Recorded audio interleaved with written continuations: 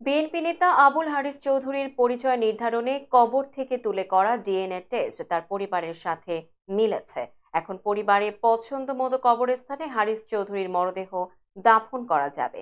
এ বিষয়ে প্রতিবেদন দাখিলের পর বুধবার বিচারপতি ফাহমিদা কাদের ও বিচারপতি মুবিনা আসাফের হাইকোর্ট বেঞ্চ এই আদেশ দেন। এর আগে হারিস চৌধুরীর মেয়ে সামিরা তানজিন চৌধুরীর করা এক রিটের প্রাথমিক শুনানি নিয়ে গত 5 সেপ্টেম্বর হাইকোর্ট রুল সহ আদেশ দেন। সাভারের একটি মাদ্রাসার কবরে মাহমুদুর রহমান নামে কবর দেয়া হারিস চৌধুরীর মরদেহ তুলে ডিএনএ পরীক্ষা করতে পুলিশের অপরাধ তদন্ত বিভাগের পরিচালককে নির্দেশ দেন হাইকোর্ট।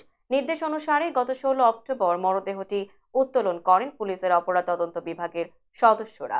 পরে হারিস চৌধুরীর ডিএনএ নমুনা সংগ্রহ করে তার মেয়ে ব্যারিস্টার সামিরা তানজিনের ডিএনএ পরীক্ষার প্রতিবেদনে ইতিবাচক ফল আসে, যার মধ্য দিয়ে হারিস চৌধুরীর প্রকৃত পরিচয় নিশ্চিত হয়। 2021 সালে গণমাধ্যমের খবরে বলা হয়, ওই সালের 4 সেপ্টেম্বর সাবেক প্রধানমন্ত্রী খালেদা জিয়ার রাজনৈতিক সচিব ও বিএনপির সাবেক নেতা আবুল হারিস চৌধুরী মাহমুদুর রহমান পরিচয়ে ঢাকার সাভারের জালালাবাদ এলাকায় একটি মাদ্রাসার কবরস্থানে দাফন করা হয়। হারিস চৌধুরীর মেয়ে জানান, সদ্য বিদায়ী স্বৈরাচারী সরকার ওদের গোয়েন্দা বিভাগ একটা নাটক রচনা করে বাবার মৃত্যুকে প্রশ্নবিদ্ধ করেছে।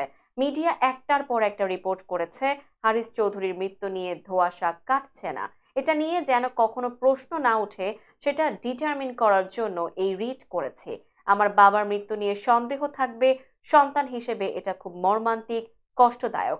এখনো মানুষ জিজ্ঞেস করে সত্যিই কি মারা গেছেন।